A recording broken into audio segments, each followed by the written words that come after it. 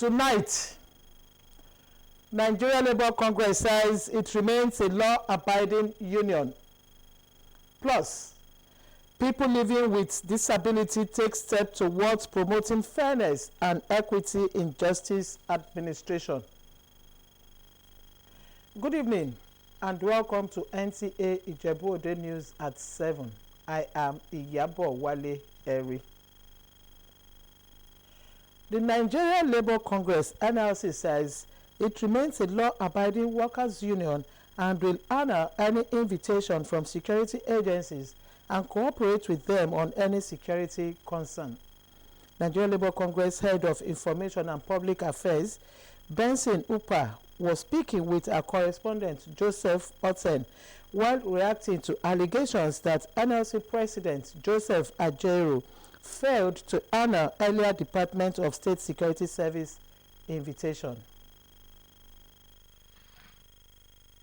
The Nigerian Labour Congress had summoned an emergency meeting of its National Executive Council over the arrest of the union's president Joseph Ajeru by the Department of State Services, DSS.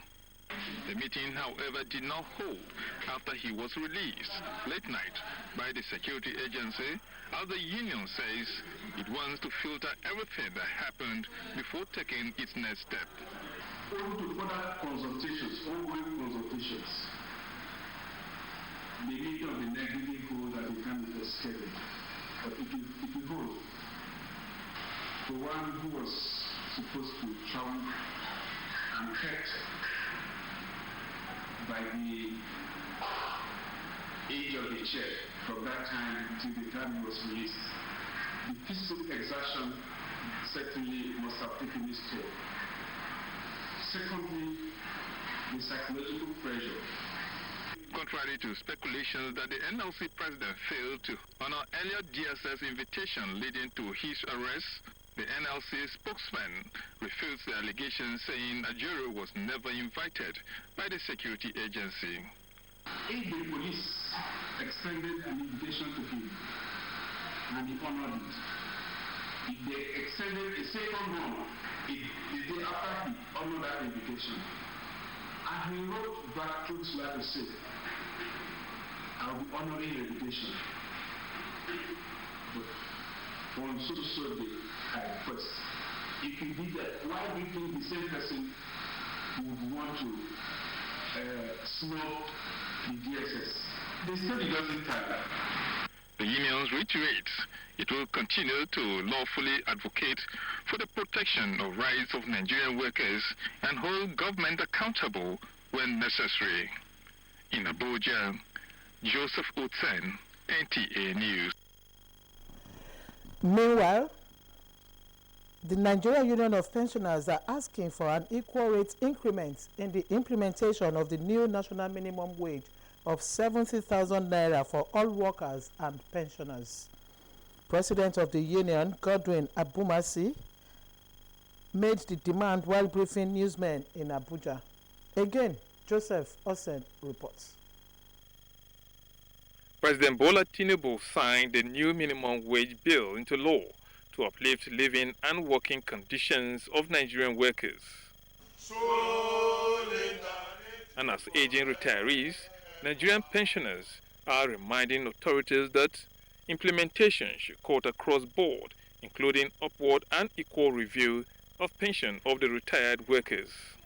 That is to say, if the minimum wage for the workers is increased by 110%, the same rate of increment should be used to adjust pensions, as it is an incontrovertible fact that all categories of wage earners are in the same ship navigating stormy waters.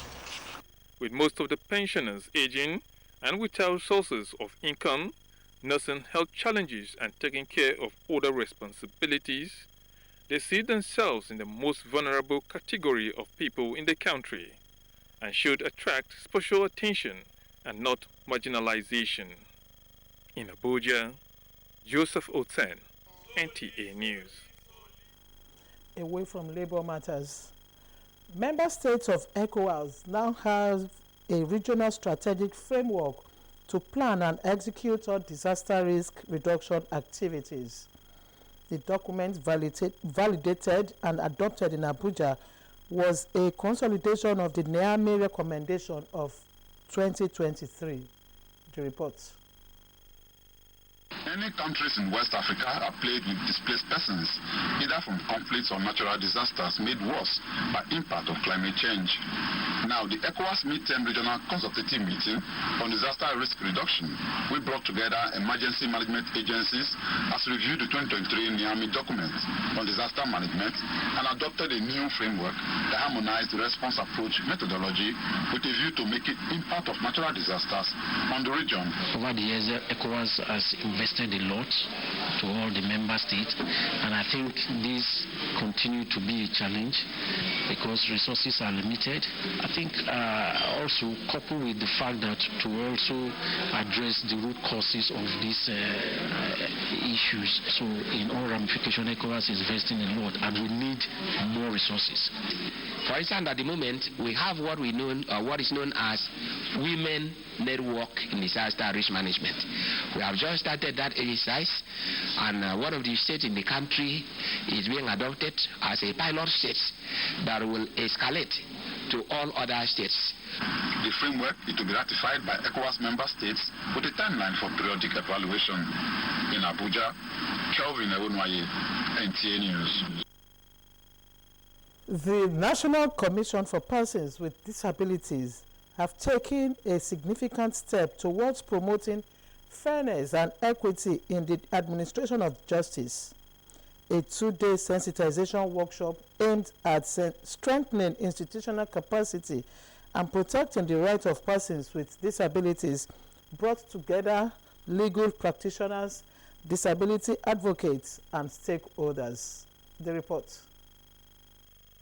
It is our expectation that participants through this workshop are equipped to address cases of discrimination against persons with disability effectively, as well as to explore the comprehensive referral pathways through which complaints of rights violations may be resolved. The workshop focused on discussing the challenges and barriers faced by persons with disabilities in assessing justice.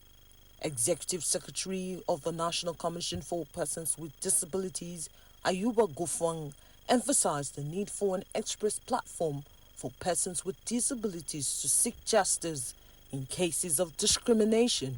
When the law was passed, they gave 5 years of moratorium. Now, that 5 years has elapsed. Going forward is action time. Our people out there don't understand how to enforce their rights, how to seek protection, and so on. But with this commission, we believe in the next few months, all of these things will be a thing of the past because people can then complain and then their rights restored. The meeting aims to make the Disability Act a living document, going beyond the letters to ensure inclusivity and protection for all. In Abuja, Gufan Shaj Ugwanyi, NTA News. This is NTA Ijebu ode News at 7. The news continues shortly. Don't go away. NTA Ijebu ode, your heritage station. Nigeria Television Authority, NTA Ijebu ode Heritage Station. A station that updates you on latest information, news, people day-to-day activities. We promote Nigeria culture. We bring to you educative program and talk shows for young and old. We give you latest updates from the world of sports. We also bring to you updates from the entertainment world. We are the best among the rest.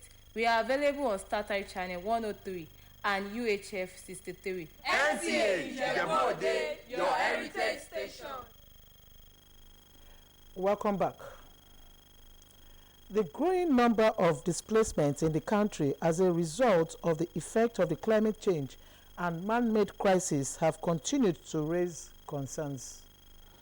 As part of commitment towards thorough implementation of a durable solution, the National Commission for Refugees, Migrants and Internally Displaced Persons is meeting with stakeholders for a 2-day review and finalization of the National Action Plan for Displaced Persons across the country. Ruth Aguele reports. Displaced persons, in partnership with the United Nations High Commissioner for Refugees, is meeting with stakeholders from across the country to review the draft National Action Plan on implementation of durable solutions in the country. Participants are expected to share experiences on their state's action plans, identify gaps, and develop a collective action plan that outlines clear steps towards effective implementation of the durable solutions for displaced populations. We're speaking as a country, even though it's a federation, but we are having conversations as one person and knowing that our challenges are maybe peculiar, but inclusion, even in diversity, will be here. The National Action Plan on Durable Solution is aimed at enhancing the implementation of durable solutions in a coherent and coordinated manner. I want to assure you that the federal government of Nigeria, under the leadership of President Ahmed Bola Tinubu, is committed to providing sustainable solutions to internal displacement in Nigeria. This policy should actually cascade down from the national to the states. And so in bringing in the states that have already launched their own plans to unify the strategy so that at the end of the day we are all on the same page. At the end of the 2 days review, these key players are expected to synergize and align strategies towards an implementable national action plan for IDPs in Nigeria. In Abuja, Ruth Aguele, NTA News. The candidate of the People's Redemption Party in the September 21 governorship election in Edo State, Patience Ndidiki, at a media briefing in Abuja, has urged the people of the state to look beyond sentiments and vote for visionary candidates for the transformation of the state.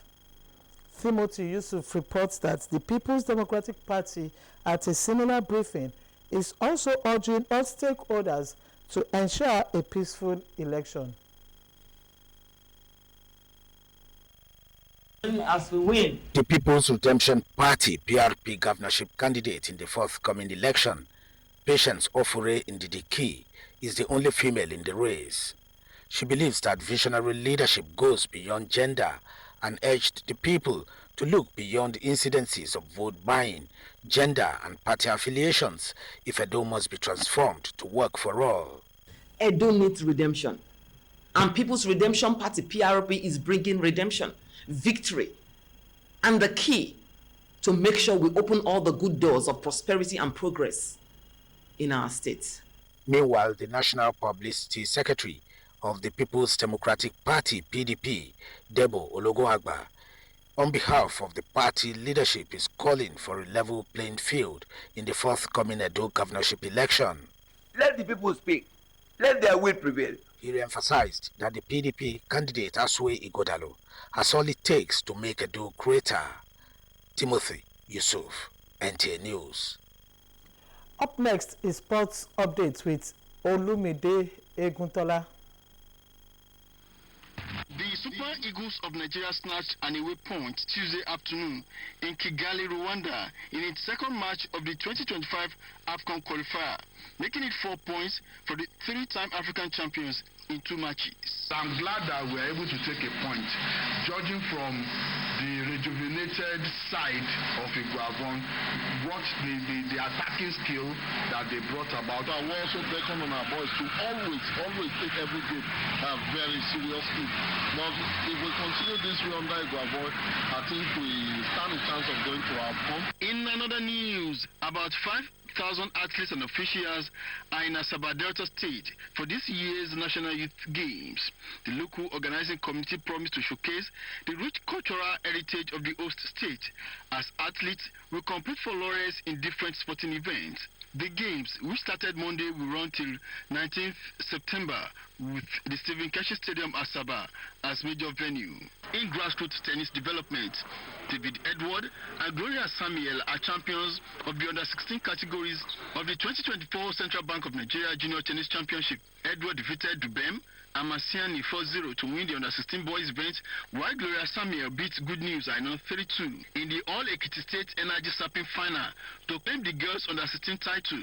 It was double victory for Gulok Sasso from Benue, who defeated Ikem Amasiani from Abuja 3-1 to lead the boys 12-under trophy, and Ombul Isaya Aya from Lagos 3-1 in the under-14 boys final to emerge champion. Good luck, Tesu from Benue, a new talent who emerged recently, has been confirmed to be a true world-class potential. Atilala of Lagos State, however, overpowered Bisola Ogunkolade from Ekiti State 3-0 to emerge the under-14 girls champion. With sports update, Olumide Egutola, NTA News. And that was the news. Next is the news translation in Yoruba. I am Iyabo Wale Eri. Good evening.